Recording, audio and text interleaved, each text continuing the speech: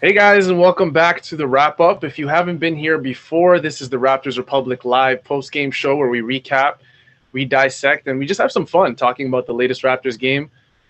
It's good to be back on the live show. I've taken a few games off, so thank you to Zarar for holding things down in the meantime.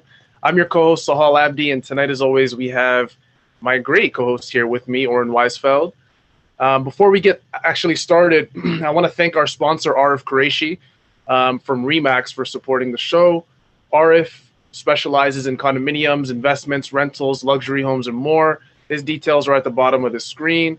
And if you guys could all like, comment, and hopefully subscribe to the Raptors Republic channel if you haven't already, it is much appreciated. Oren, tonight, the Toronto Raptors came up with a huge win versus the Milwaukee Bucks. This is their second game, obviously, in a row facing Milwaukee. Both came out as wins. Quick thoughts, Oren. What are your thoughts on this one? Because I loved it. I loved it too. Well, first of all, it's nice to have you back, man. Yeah. Glad to see that you are here in your full form. You got your rest, and just like OG Anunoby, you are back and thriving. Thriving, absolutely. Yeah, it was great, man. I said on Twitter that this game needs to be up on Pornhub ASAP because a lot of Raptors fans, man, it was too much going right in one game that it was like, oh my God, what's happening? It was like in the back of my mind, I was a little scared it was gonna flip and then just go to shit. But it was a full 48 minutes of just like beautiful basketball and all of our core players playing some of the best games of their season. So I'm very happy. How about you? No, I'm incredibly happy. And I think one thing that, a lot of people didn't realize is obviously people know how important OG Anunoby is to this team. We've talked about it plenty on this post-game live show. When he was gone, the Raptors always felt like they were missing something, especially defensively. But, just in terms of defensive rotation since OG's been back, I mean, the Raptors look like a completely different team.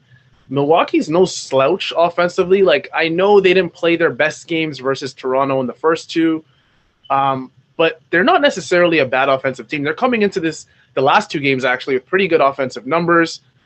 Toronto, on the other hand, was coming in with, defensively, relative to the last couple years, I've said it before, they haven't been all that great. Nick Nurse is trying out something completely new where OG Anunoby's playing a lot more 5, which is strange. Do you like that that little switch to OG at the 5? He did it in the last game. He did it this game. What are your thoughts about that?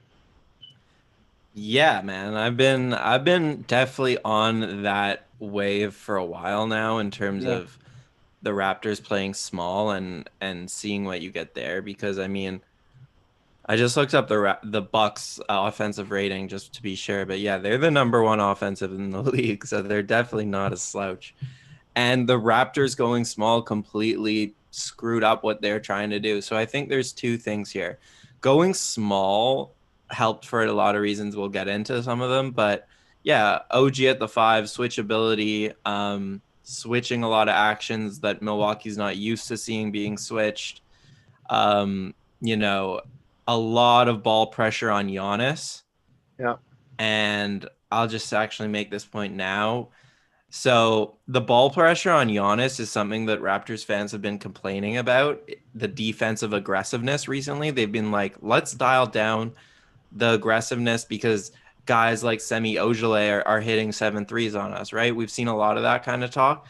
So this was a good example of a game where the aggressiveness on the superstar worked really, really well because the role players weren't knocking down those shots. And then what happens is Giannis got to a point where he was frustrated with his teammates not knocking down shots, and he started doing stupid things with the ball, like when he got blocked by Pascal under the basket. He should have passed that, but he tried to be with 3 guys on him. He tried to go up, and so that's a good example of why Nick Nurse runs that kind of defense, I think.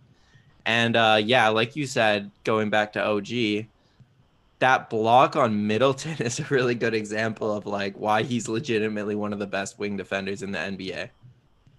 No, for sure. And I think as much as we love to talk about OG, I mean, he continues this. We're talking about him again as another all-defensive type player. That block on Middleton, normally you don't like your defenders kind of jumping into a shooter's personal space, but OG timed that perfectly. I'm okay with OG doing it. He's such an instinctual defender that I'm totally fine with him contesting shots even on the perimeter. And it worked out for him versus Chris Middleton. And Chris Middleton, as much, again, flack that guy catches, he's a really good offensive player in this league. I'm sure, I think he's still coming into this game as a 50, 40, 90 player, if not close to one. The guy's was an all-star last year.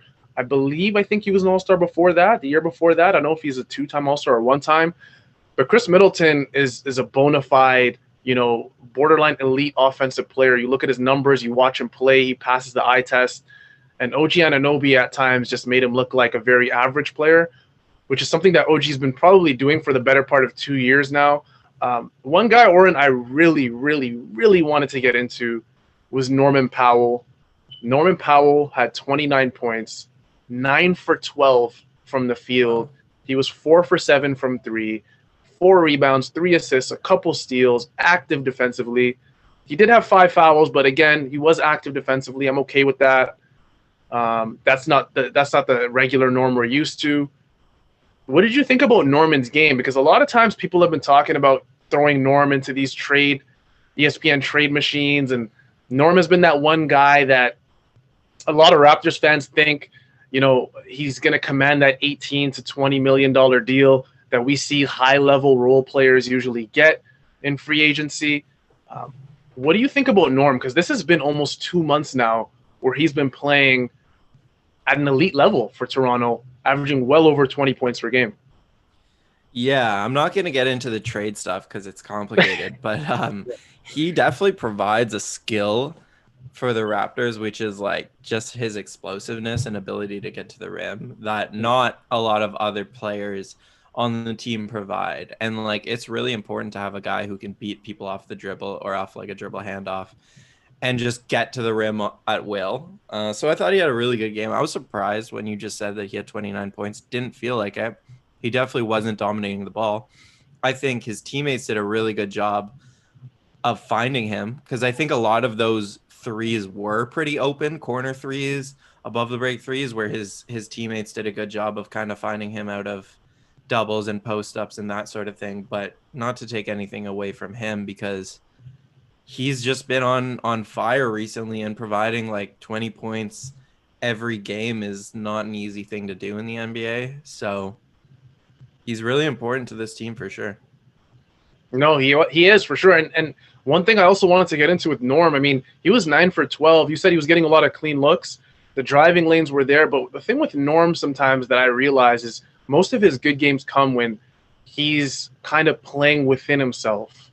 And I know that kind of sounds like a cop-out, but I think with Norm, it's very important that he doesn't, force things. He knows that there's other guys that can create on this team. Norm's been very important in this small ball lineup for Toronto.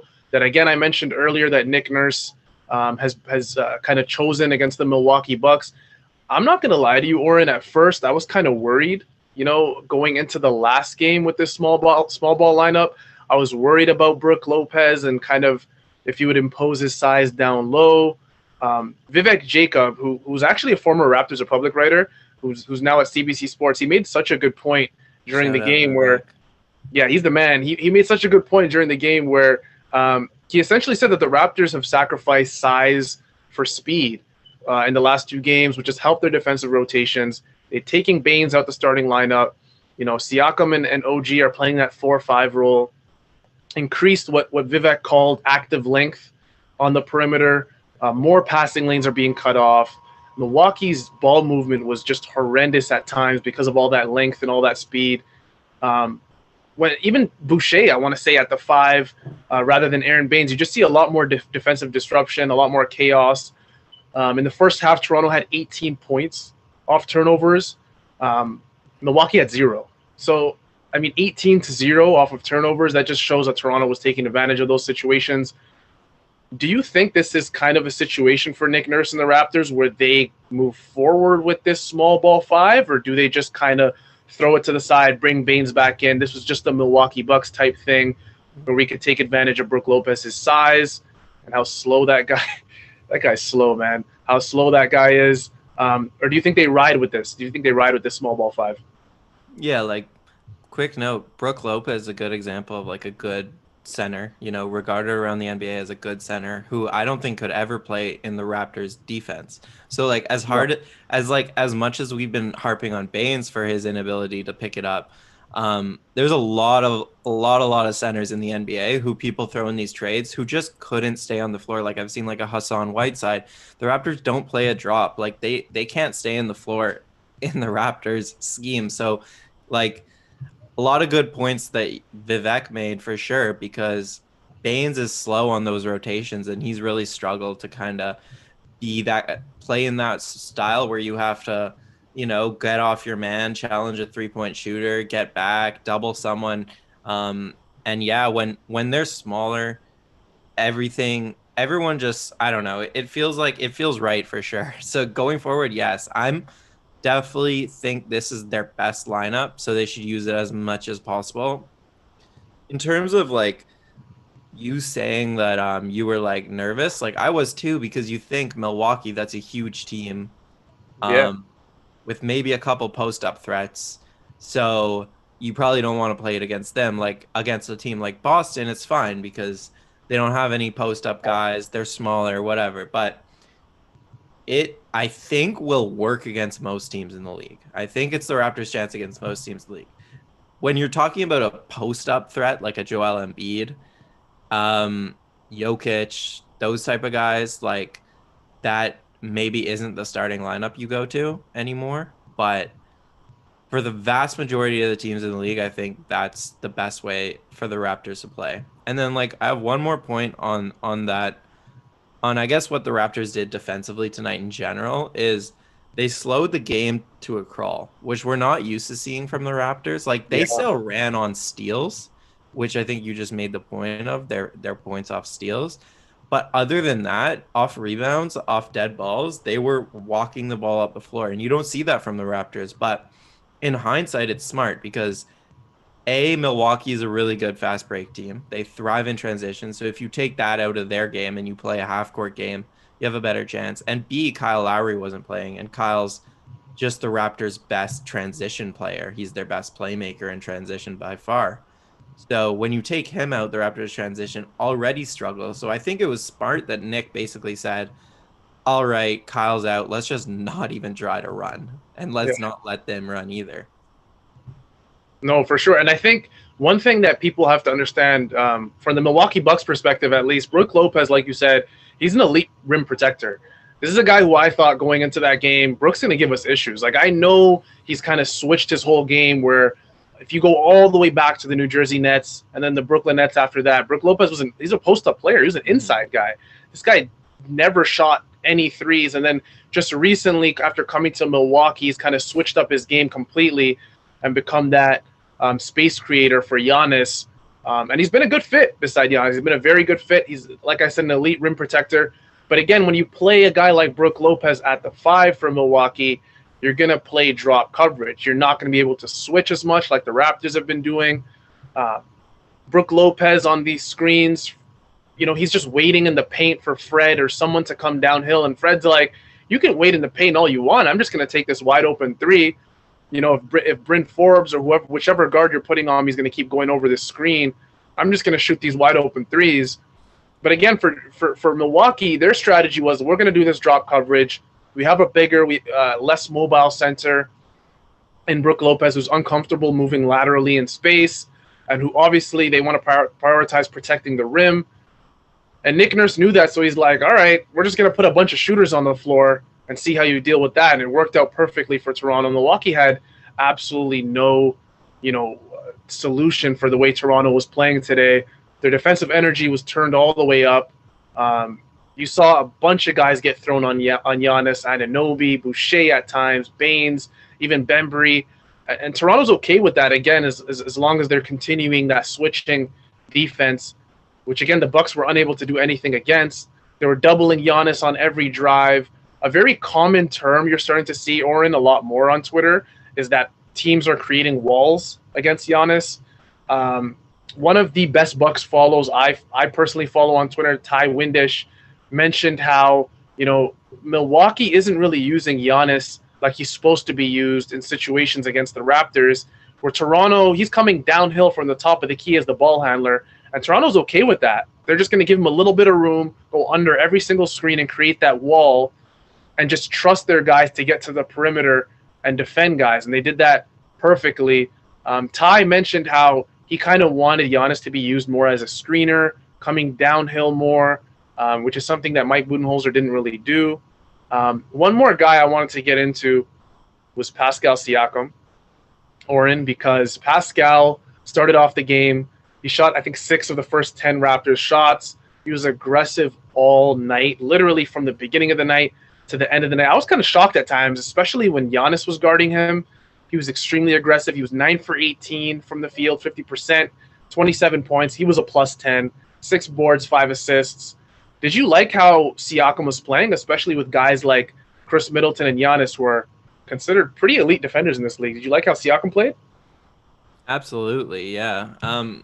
So let's touch on it. We have some videos too to show, because Siakam, he was the best player on the floor tonight, and honestly, it was from start to finish. And he wasn't like he was forcing his game either. Oh. He was just doing.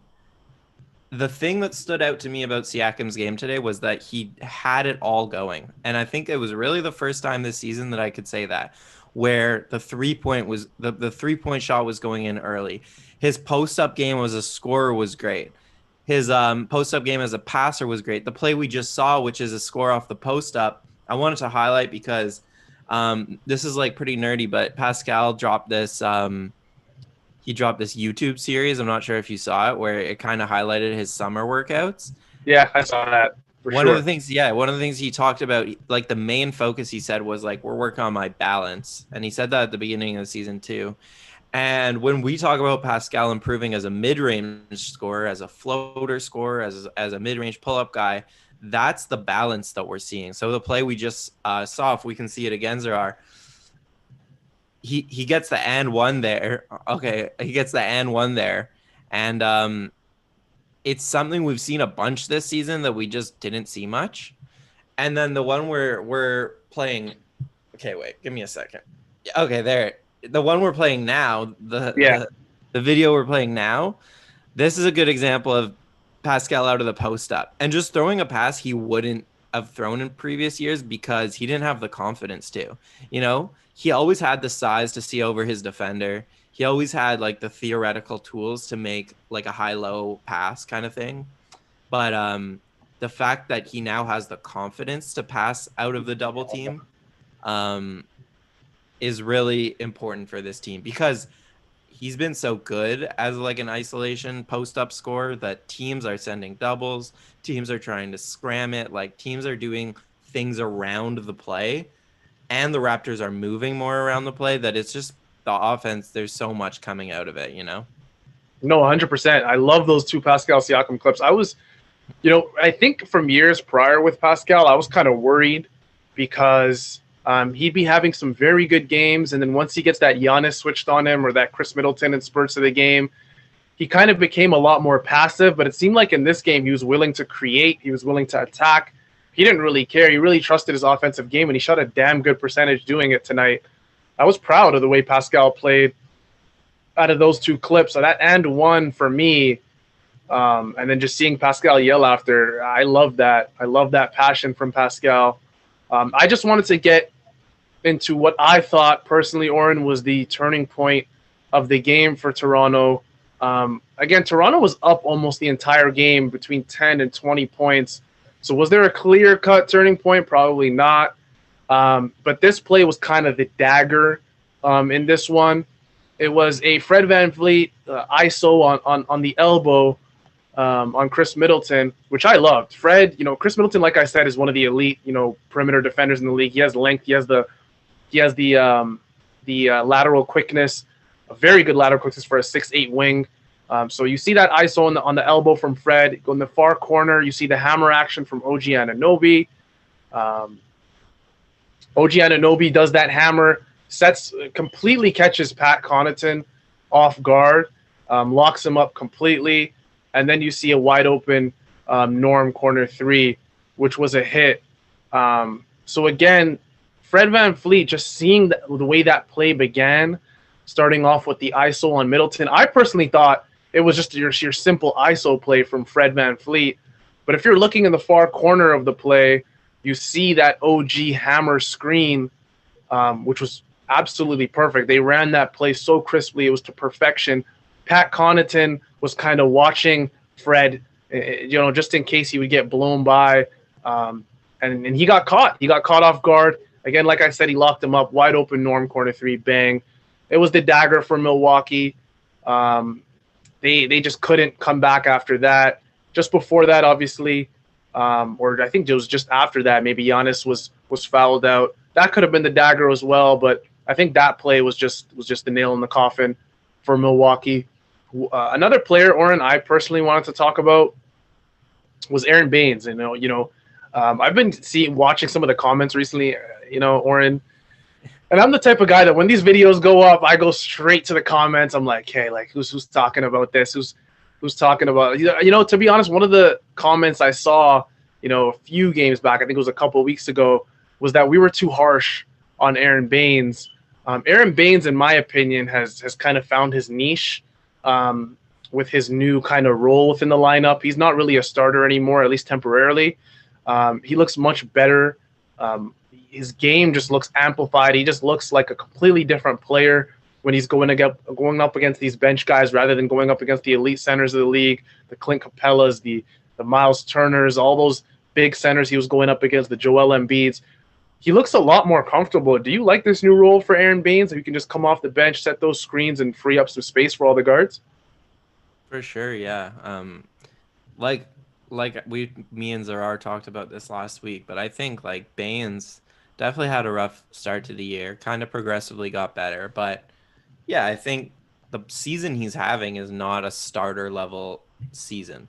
Yeah. And I think a lot of teams I'm kind of working on this theory because I'm not sure if a lot of teams shoehorn like replacement level centers into their lineup because they have to, or just because it's like normal and it's like historically the thing to do. Like maybe more teams could play small and have more success, or maybe the Raptors are really unique and kind of have the players just best suited to do so. I'm not really sure about that, but Baines with the bench group makes a ton of sense. That's where the flexibility and adaptability of Boucher comes in handy, because those two today looked really good together, really on both sides of the floor. I thought offensively, the matchup obviously makes a lot of sense with Boucher shooting the ball the way he has been. It's a pretty spacey front court. And then at least for bench lineups, and then defensively, Baines did a really good job today. He was switched on to Giannis a lot. They switched. I saw that. Yeah. Yes.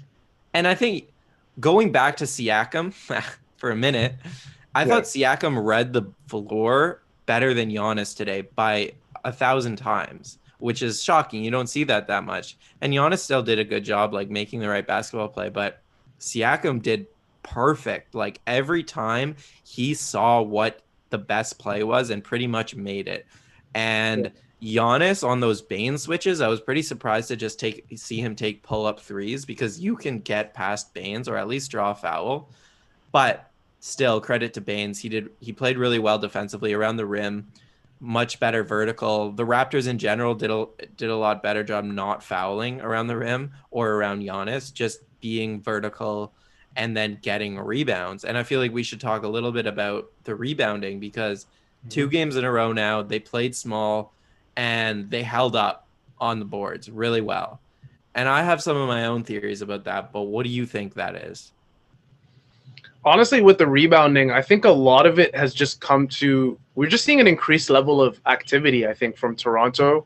And I've always said, as a Raptors fan, I've always said year after year, being a fan of this team, this was a thing that I always harped on, the former coach Dwayne Casey, where I always felt like we were kind of waiting on teams to make their lineup changes, kind of dictate their tempo, dictate their lineup, dictate their pace of the game, and we were the ones adjusting rather than us being that team that's kind of setting the pace, setting the flow, setting the lineup, which is why now I'm looking back at these 2 games and I'm saying it looks like a completely different team defensively and on the glass. I think with that energy, Chris Boucher flying around, Siakam flying around, all these guys. And I think our team just looked a lot more stagnant. It was slower. It was bigger in terms of size.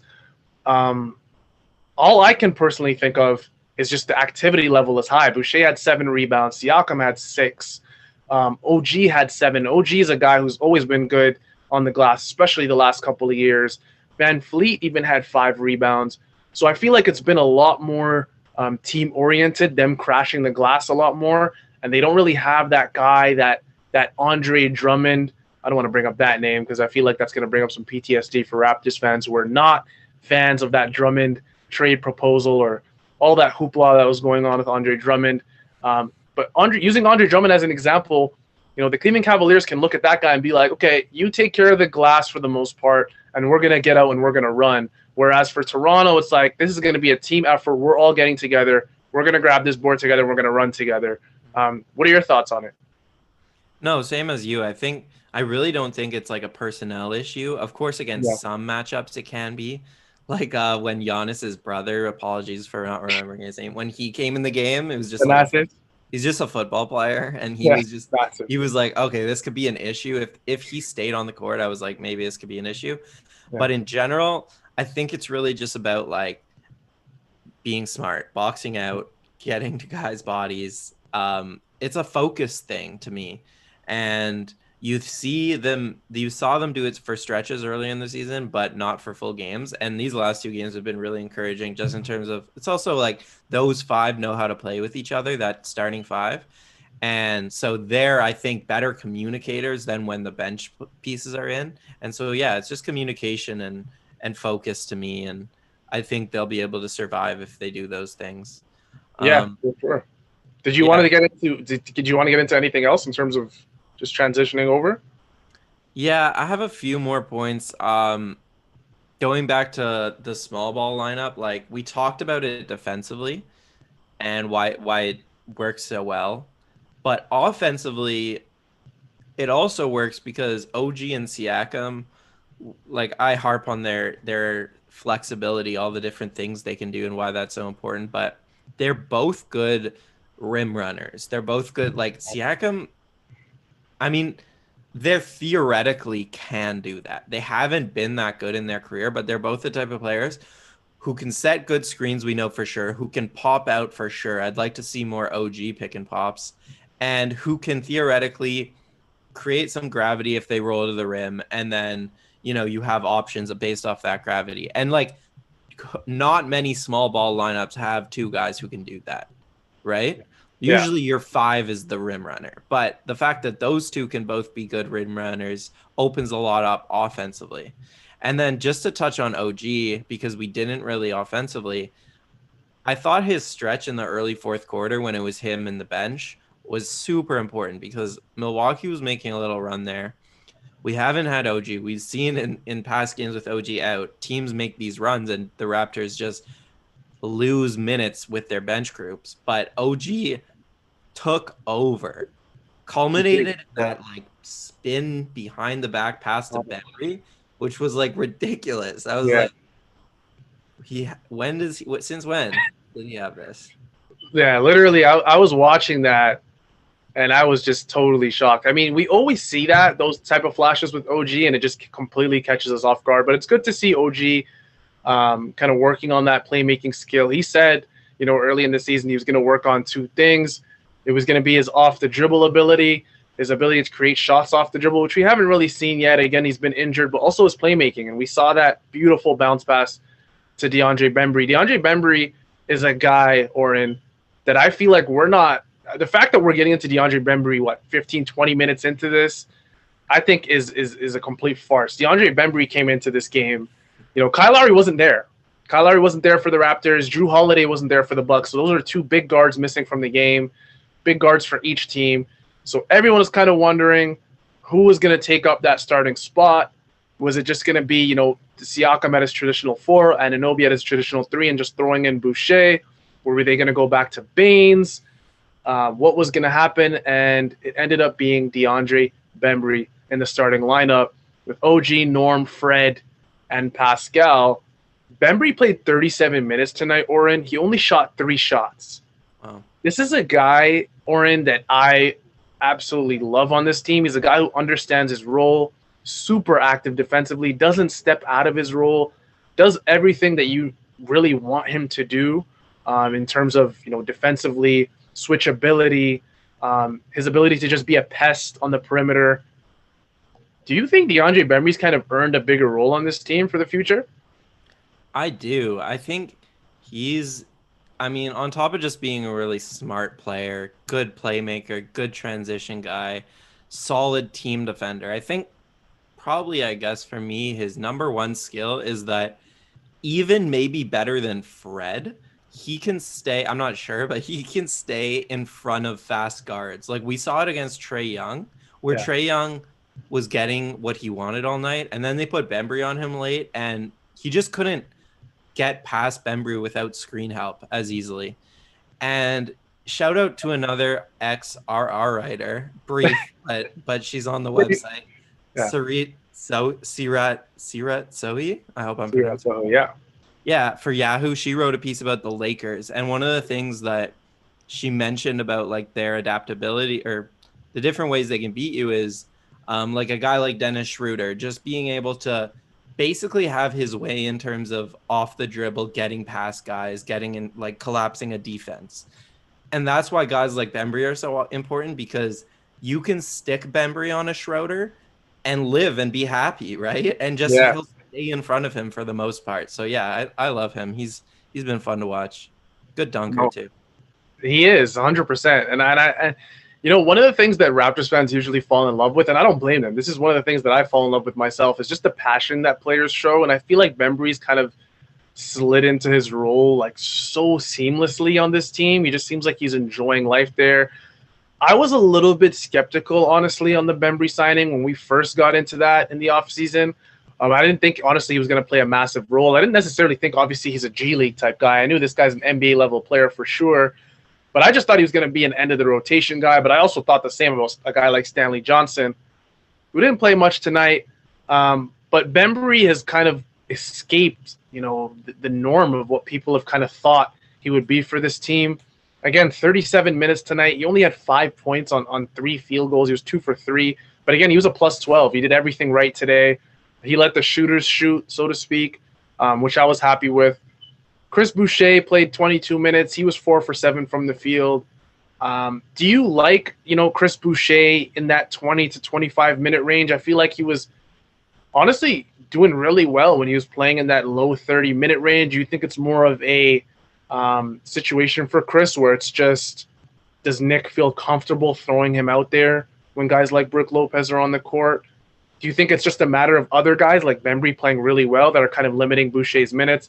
Remember, Oren, this was a guy that was kind of in the 6th man most improved player award, discussion. And he's kind of, I guess you could say, filtering out of that a tiny bit, but the Raptors are winning. What did you think about Chris Boucher tonight? Yeah, he didn't get that much play time in the second half, but I thought he was pretty good. He definitely wasn't one of his best games of the season. But defensively, he's really impressed me all season. I'm going to plug my piece on Raptors Republic. You guys should go read it because I wrote about Boucher, watched a bunch of film, and wrote about just his improvements that he's made this year.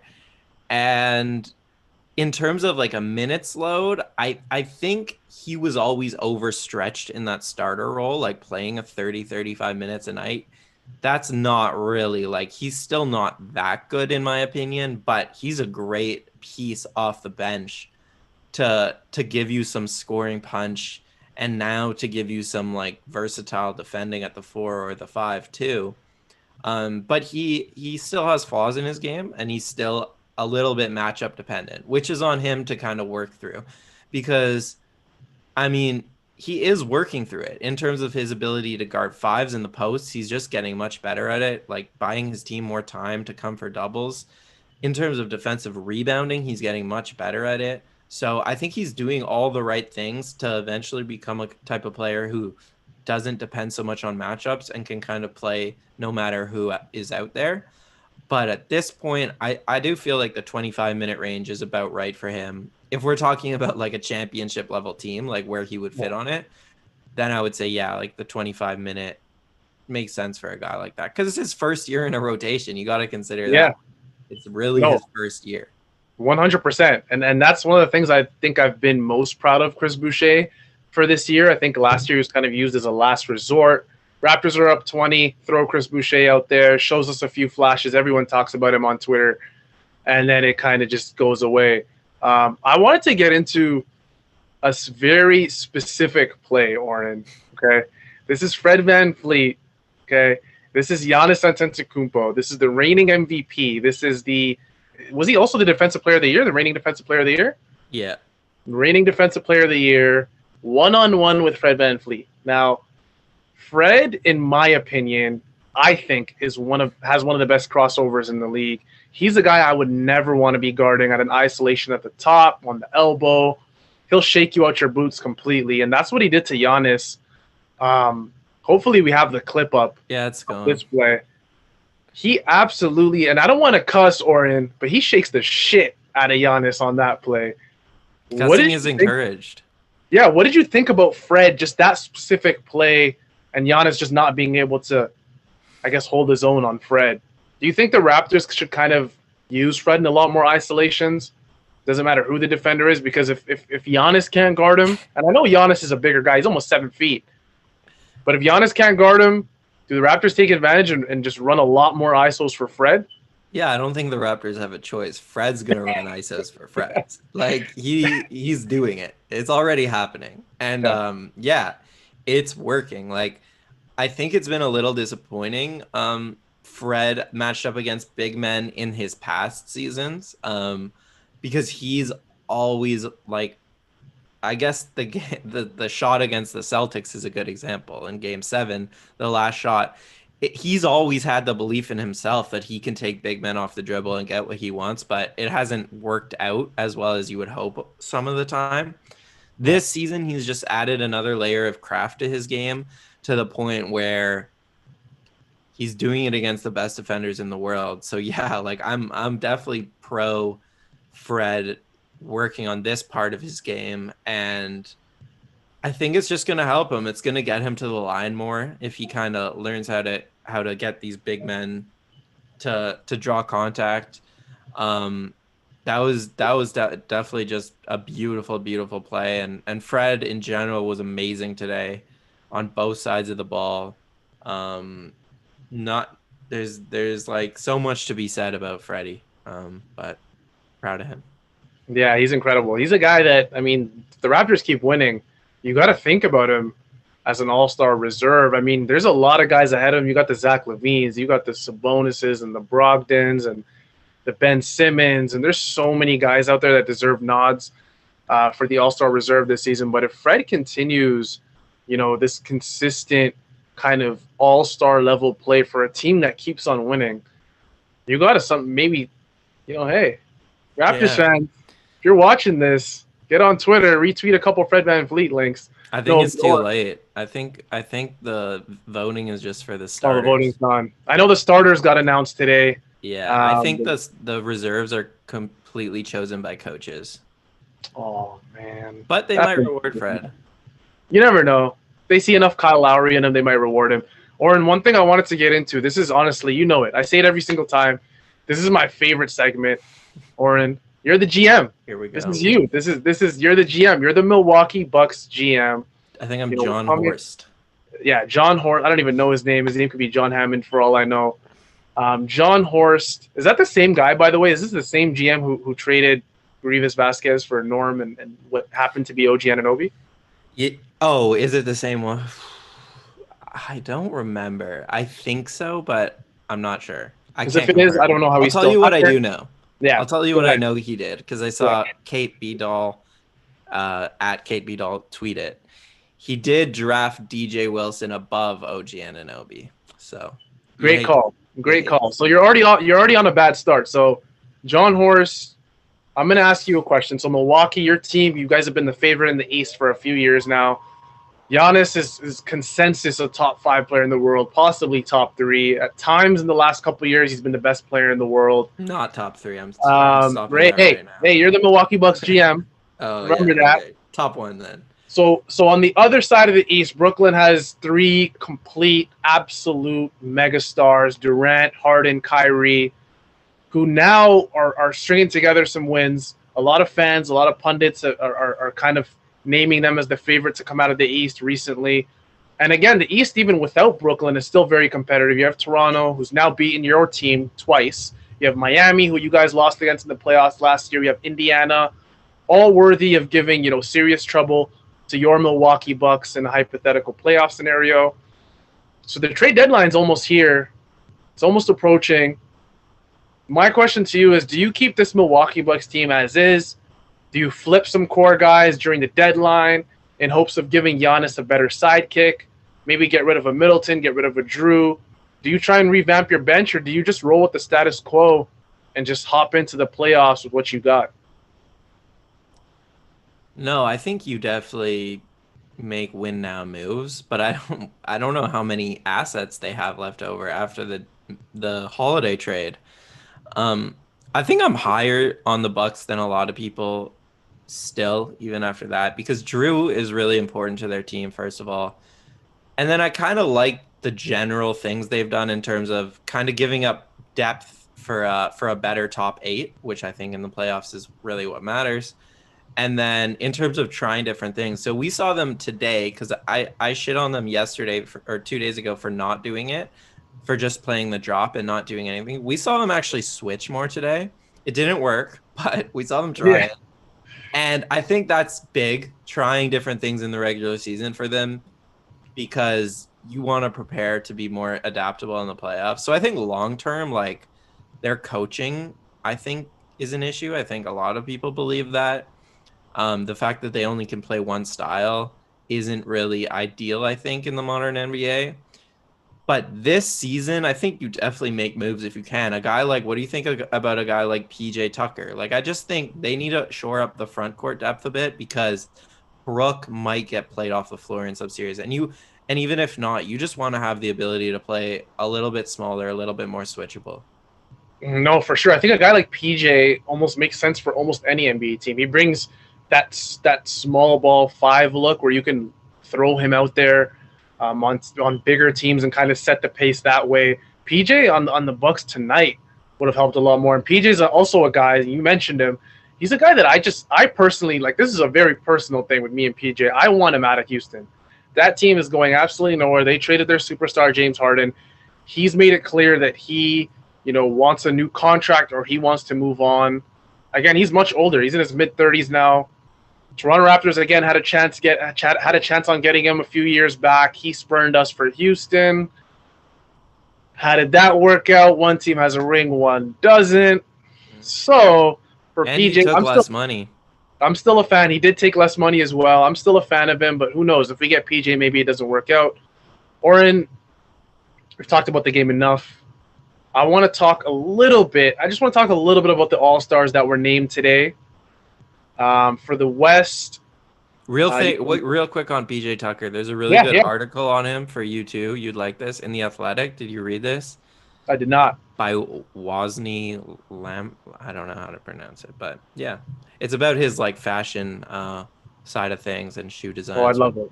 Yeah, I love it.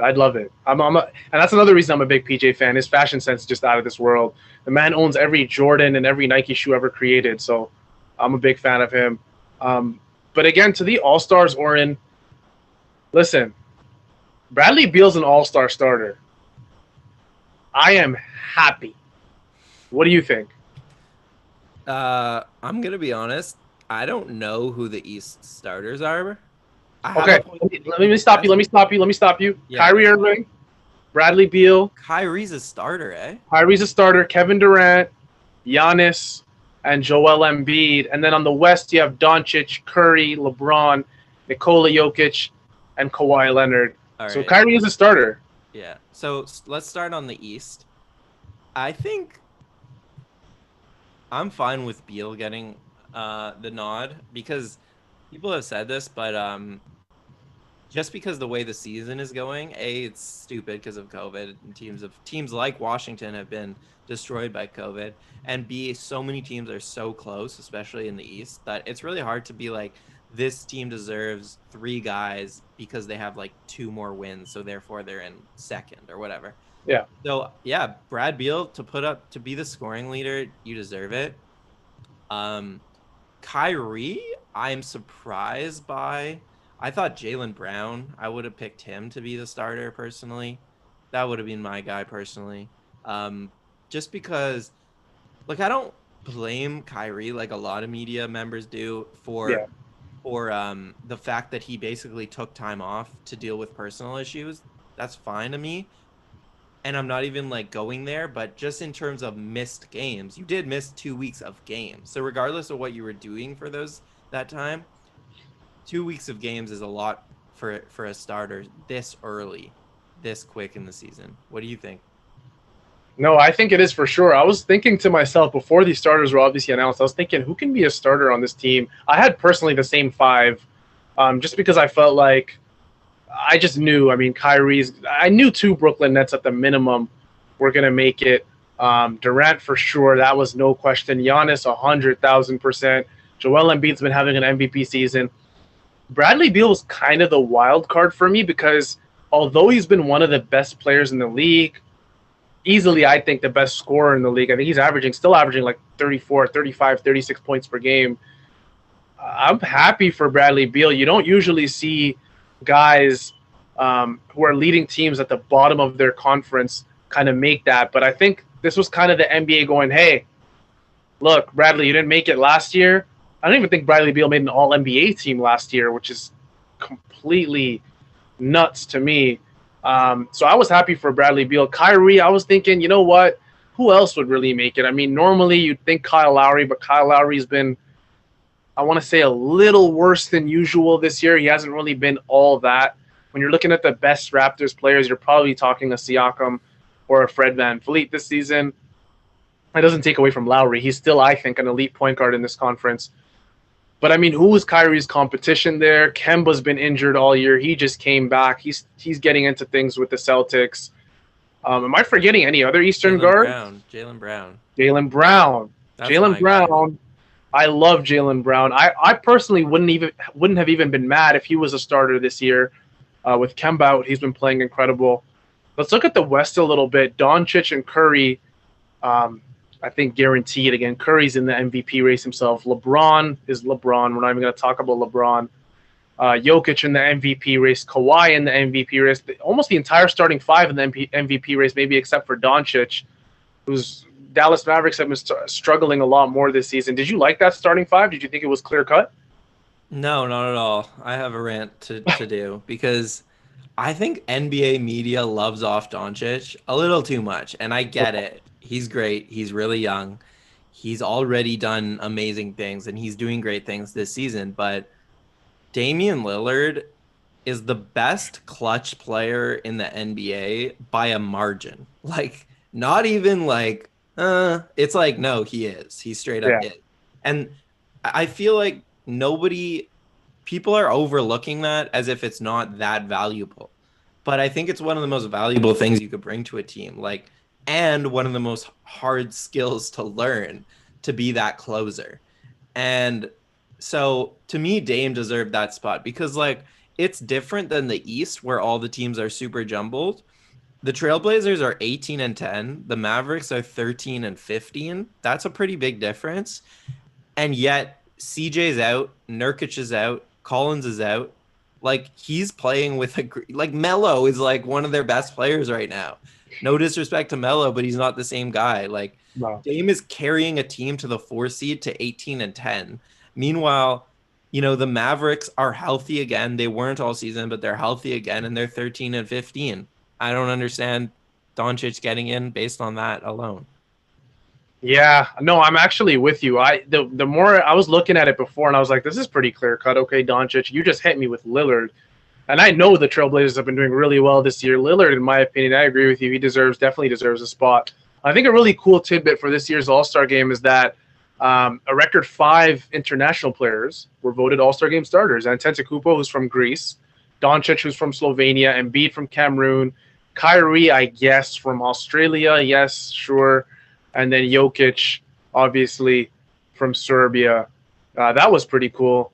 And I'm sorry if you're Australian and you're watching this. I'm sure there's no Australians watching this, but if I took away Kyrie from you, well, he plays for Team USA. I mean, let's be honest. Kyrie's not that guy. But Steph Curry, I was really happy for. Oren, LeBron, obviously a 17th All-Star selection for him. Jokic, this is his 3rd straight. Kawhi, his 5th. Kawhi, I think, is a guy in terms of the MVP race. Why isn't anybody talking about him? I don't want to get into this too crazy with Kawhi, but the Clippers are almost at the top of the conference, if not, I think, at the top of the conference, and no one's really talking about him. Let's quickly talk about Kawhi, see if we have any live questions, and then we'll wrap this thing up. Yeah, I actually have a good stat on Kawhi. I'm just pulling it up right here because I'm working on a piece. I'm working on a piece about him right now. And out of all players, basically he's not turning the ball over this season. So he has a career high assist rate, assist percentage, and he's averaging a career high in assists. And yet his turnover percentage is 7.9%. The only player ever to have a lower turnover percentage on 5 or more assists is, do you want to guess? A lower turnover percent. And this is in a season? Yeah, over the course of a season, all time lower than 7.9, which is what take Kawhi's an doing. absolute wild guess. I'm going to say Jose Calderon just because I'm a Raptors homer. Michael Jordan. Okay. In 94-95. So Kawhi's, like, obviously he doesn't have the assist playmaking usage that a guy like LeBron does, but with the usage that he is playing at, over 5 assists, second lowest of all time, and by far lowest in the league right now. So he's completely turned around that side of the game, which is what he's become a much better playmaker, along with obviously his scoring, which is why when you said Giannis could be top 3, I think top 3 is pretty clear for me. It's LeBron, Kawhi, and KD in some order. Okay. That's fair. I'll take that. Let's get into one of our live questions that came in during our post-game live show. And it was a very simple question, Oren. Should Giannis get fined for that hard foul, that elbow we saw on Anunoby late in the game? It looked more and more at first. I mean, Oren, I was looking at it and I was like, this guy did this accidentally. Like, come on. Like, what type of league is this? And then you see it in slow motion and you see Giannis deliberately lift his arm up. And if there's one elbow in the league, Oren, I'm telling you that I do not want to get hit by, it's Giannis Antetokounmpo's. What do you think is going to happen with that foul? Do you think Giannis should get fined? Do you think it's just keep going, it is what it is? Yeah. What do you think? My number one elbow that I don't want to be hit by is Joel Embiid. But Giannis Okay, that's fair. Yeah, he's a big guy. But yeah, I don't know. I think maybe, probably would be the answer. Giannis doesn't usually do that stuff. He's not a dirty player. So it's not like a thing we have to worry about going forward. But he was frustrated. And yeah, like if you don't control your emotions, you tend to get fined in this league. So sure. Yeah, for sure. We appreciate that live question, guys. We really do. Thank you guys for holding on with us till the end. We wanted to make this episode a little longer than usual, coming off 2 really good wins versus the Milwaukee Bucks. So that's it for us tonight. This is your Raptors Republic post-game live show where your Toronto Raptors came up with a huge win versus the Milwaukee Bucks. I am your co-host, Sahal Abdi, again, here with the great Oren Weisfled. This was the wrap-up. Thank you guys all for staying with us, and we'll see you again tomorrow again